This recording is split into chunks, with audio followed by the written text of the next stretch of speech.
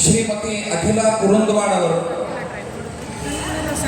ದೈವ ಅಂದರೆ ಭಗವಂತ ಅವರಿಗೆ ಎಂತಹ ಅನುಗ್ರಹವನ್ನು ಮಾಡಿದ್ದಾನೆ ಅಂದರೆ ಅವರು ನಡೆಸುವ ಈ ಸಂಗೀತ ಶಾಲೆಯಲ್ಲಿ ರಾಜ್ಯದ ನಾನಾ ಪ್ರದೇಶಗಳ ಅಥವಾ ಬೇರೆ ರಾಜ್ಯಗಳ ಬೇರೆ ಬೇರೆ ಪ್ರದೇಶಗಳ ಶಿಷ್ಯರು ಕೂಡ ಅವರ ಹತ್ತಿರ ಪಾಠಕ್ಕೆ ಹೋಗೋದು ಅಂತ ಅನ್ನೋದನ್ನು ಕೇಳಿ ತುಂಬ ಸಂತೋಷವಾಗಿದೆ.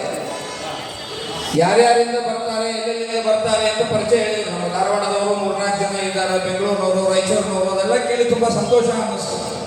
ಅಂದರೆ ಅವರ ಆ ಸೇವೆಯನ್ನು ಭಗವಂತ ಮೆಚ್ಚಿಕೊಂಡಿದ್ದಾನೆ ಅಂತ ಅನ್ನೋದೇನಿದೆ ಅದು ನಿಜವಾಗಿಯೂ ಕೂಡ ಅವರ ಕಾರ್ಯದಿಂದ ಗೊತ್ತಾಗ್ತದೆ. ಭಗವಂತ ಮೆಚ್ಚಿದ್ದಾನೆ. ಪರಮ ಪೂಜ್ಯ ಮಹಾಸ್ವಾಮಿಗಳ ಈ ಚಾತುರ್ಮಾಸದ ಸಂದರ್ಭದಲ್ಲಿ ನಿಮಗೆ ಅವಕಾಶ ಕೊಟ್ಟದ್ದೇ ಭಗವಂತನ ದಯೆ ಅಂತ ನಾವು ಅರ್ಥ ಮಾಡಿಕೊಳ್ಳೋಣ.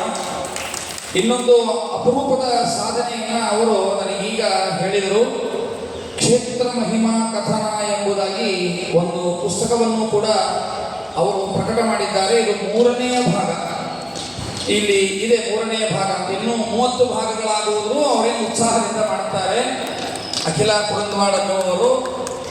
ಇದರ ಒಂದು ವೈಶಿಷ್ಟ್ಯ ಏನು, ಈ ಪುಸ್ತಕದ ಈ ಕೃತಿಯ ವೈಶಿಷ್ಟ್ಯ ಏನು ಅಂದರೆ ಕ್ಷೇತ್ರಗಳ ಮಹಿಮೆಯನ್ನು ಹೇಳೋದು, ಅದಕ್ಕೆ ಸಂಬಂಧಪಟ್ಟ ದಾಸ ಸಾಹಿತ್ಯದ ಹಾಡುಗಳನ್ನು ದಾಖಲಿಸೋದು.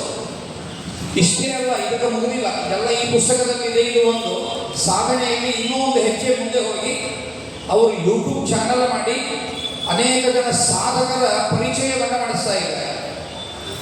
ನನಗೆ ನೆನಪಿದ್ದಂತೆ 2 ಯೂಟ್ಯೂಬ್ಗಳನ್ನು ನಾನು ನೋಡಿದ್ದು. ನೀವು ಹೇಳಿದ ಮೇಲೆ ನನ್ನ ನೆನಪಿಗೆ ಬಂತು. 2 ಯೂಟ್ಯೂಬ್ಗಳನ್ನು ಅದನ್ನು ನಾನು ನೋಡಿದ್ದು ಅಂದರೆ ನನ್ನ ಗಮನಕ್ಕಿದೆ.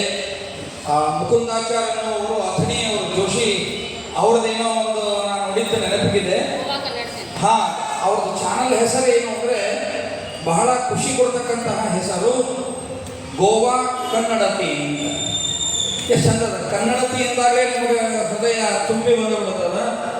ಗೋವಾ ರಾಜ್ಯದಲ್ಲಿ ನಮ್ಮ ಕನ್ನಡತಿ ಕನ್ನಡದೊಳಗೆ ಸಾಧನೆ ಮಾಡ್ತಾ ಇದ್ದದಕ್ಕೆ ನಾವು ಬಹಳ ಅದನ್ನು ಅಭಿನಂದಿಸ್ತೇವೆ. ಅವರು ಬಂದು ವೇದಿಕೆಗೆ ಬಂದು ತಮ್ಮ ಶಿಷ್ಯರೊಂದಿಗೆ ಸೇರಿಕೊಂಡು ಭಕ್ತಿ ಸುಧೆಯನ್ನು ಹರಸಬೇಕು ಅಂತ ಅವರಲ್ಲಿ ನಾನು ಸ್ವಾಗತವನ್ನು, ಪೂರ್ವಕವಾದ ಸ್ವಾಗತವನ್ನು ಕೊಡ್ತಾ ಅವರಿಗೆ ವಿಜ್ಞಾಪನೆ